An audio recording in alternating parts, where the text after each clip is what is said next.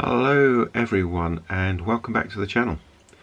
As you've probably guessed from the title of this video, I want to talk about, I've called them comfort books, and I probably need to kind of define what I mean by that. And basically these are the books that I turn to when I want to read a book I know is probably going to be good and I'm going to enjoy. If I'm stuck in a reading rut, don't know what to read next, and picking up kind of book after book and it's just not sitting with me. I don't like not finishing books. I kind of think there are some books I know I'm never going to finish, but there are some that I think actually it's just not right now, just not the book for me right at this minute.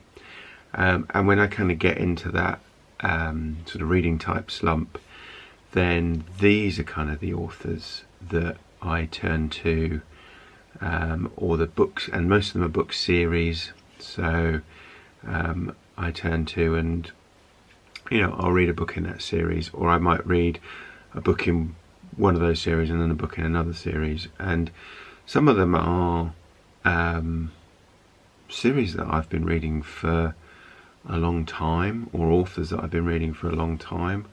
Others are ones that I've discovered relatively recently, and maybe I'll start with kind of one of those, and that's somebody who was in my, I finished a book of his last week, and that's Craig Thomas.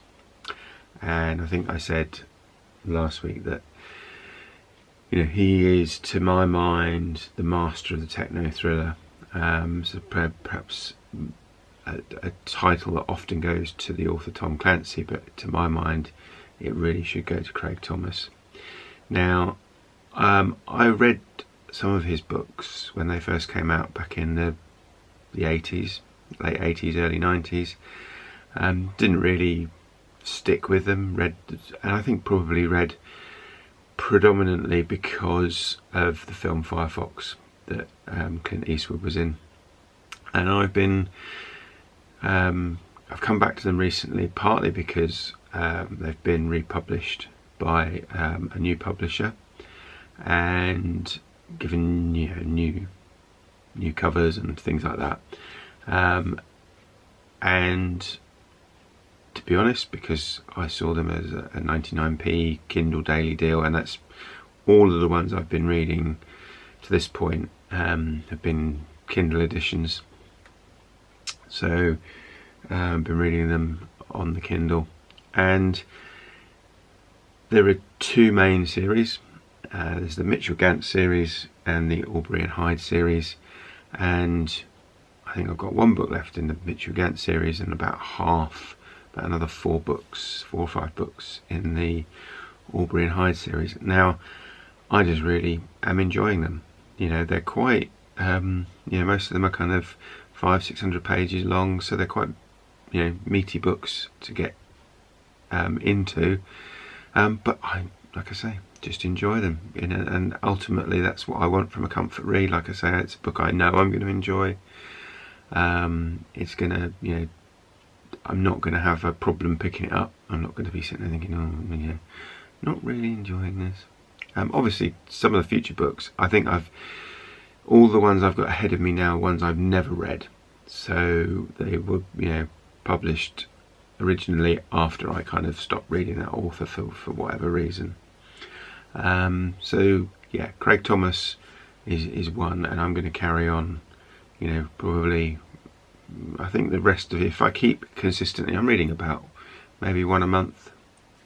It's going to take me kind of into early next year before I finish his books, particularly if I read some of the others that are like standalones. The second author that I've been reading a lot of books of, and he's written a lot of books, is Georges Simenon, and his stories of the Detective Maigret. So Chief Inspector Maigret, This is one I'm actually reading at the moment. You can see where the bookmark is, kind of about just over a third of the way through. Chief Inspector Maigret, obviously originally written in French, translated, and a few years ago two things happened.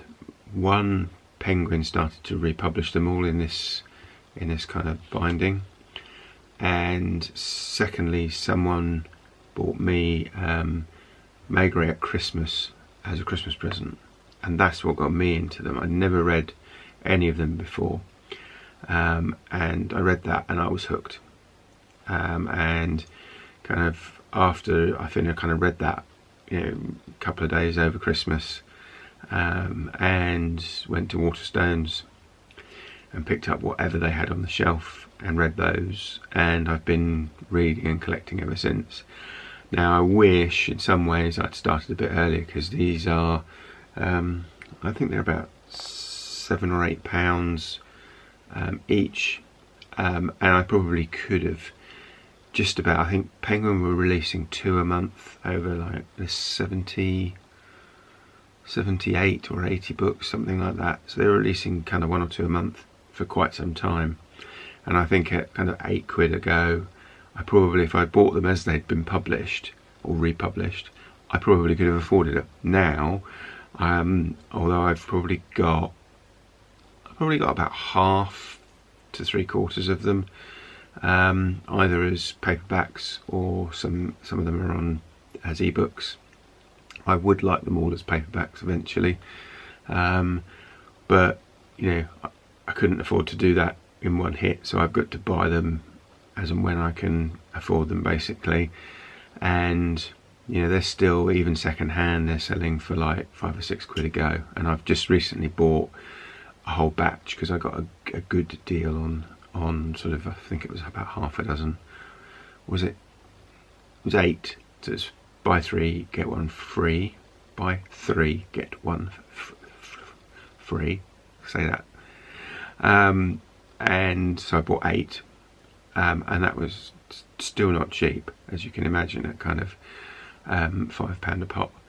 But yeah, these I'm really into. So this is Maigret and the Headless Corpse. This is the one I'm reading at the moment. Again, I'll read one and maybe not read it anymore for a while, and then as the stack on my shelves gets narrower, I'll look around and see what ones I haven't got that I can find second hand and get those. So yeah, Joel Simenon is number 2. Third one's P.D. James and her Adam Dalgliesh series. Again, I think these were a Kindle daily deal special, like 99p each, and I took a risk because I've kind of seen the various TV adaptations of the Adam Dalgliesh. I think I can think of 3 at least different adaptations of the various novels. So I'm working my way through those. I think there's about 8, and I'm probably about halfway through again. Again, just reading one every now and again, not sort of just taking my time with them, again filling in gaps when there are kind of things. I don't know if you can see behind me, if I just shift the focus, those 3 piles of books on the top of the filing cabinet there are some of my TBR. It's most of my TBR. There are some more on my bedside table, but that's the bulk of them. So when I'm not picking a book off of that stack, then it'll be one of the ones that I'm talking about today. So I mentioned also Arthur Conan Doyle, and I'm just about to start reading, let me see if I can get this to focus. Put it there and do that. Is it going to focus? No. Doesn't like it. Can track it, but it can't focus on it. This is my original copy of The Adventures of Sherlock Holmes. So I've had this. I've had this since I was a boy, I don't know when it was originally published because it doesn't have a date in it, but this is it's a Nelson Library edition, and it's one of those kind of cheaply produced, what would probably be in the mass market paperback of the day, and this has the story that got me into reading Sherlock Holmes, based on seeing the Basil Rathbone adaptation of that story, and that's the story is the adventure of the 5 orange pips, and that's what got me originally into reading Sherlock Holmes. Very first kind of awareness of it, I suppose, and it got me hooked, and I've been reading ever since, and I've obviously read them all before. I'm rereading them again now, and I did school projects on there.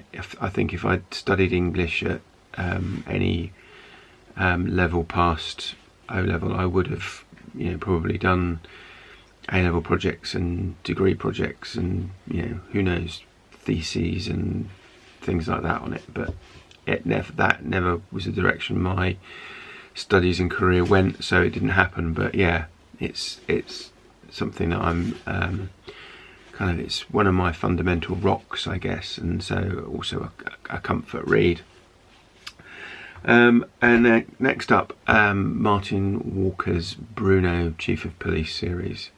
Now that's again a fairly recent discovery. I think probably the beginning of this year, and it's one that I've been kind of again picking up when I need something. I've got not all of them. Again, these are all Kindle books.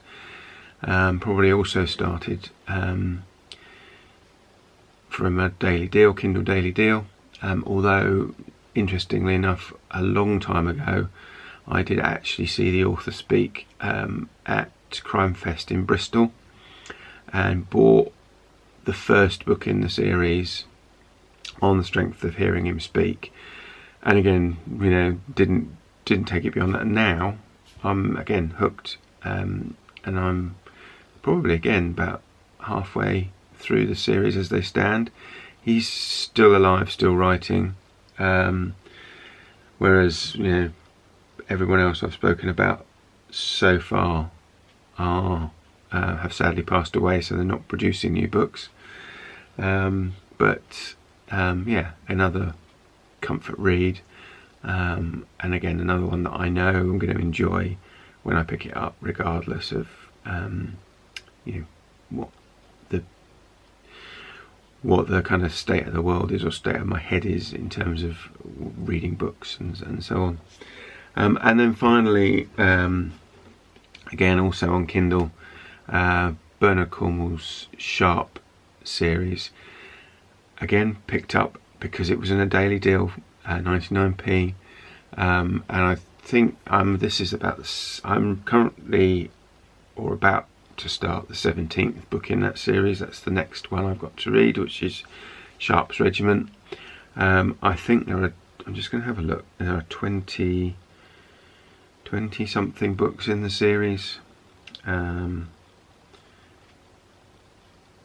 There's 23, and I think there's a 24th due to be published later this year.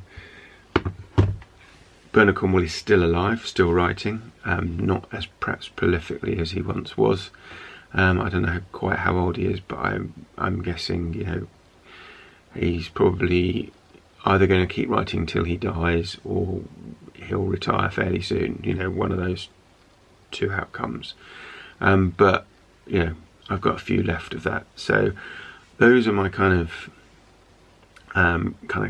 comfort reads at the moment. Also, I've mentioned before Alistair MacLean, Dick Francis, Stephen King, also all authors that I will quite gladly pick up a book from and read, or reread in most cases.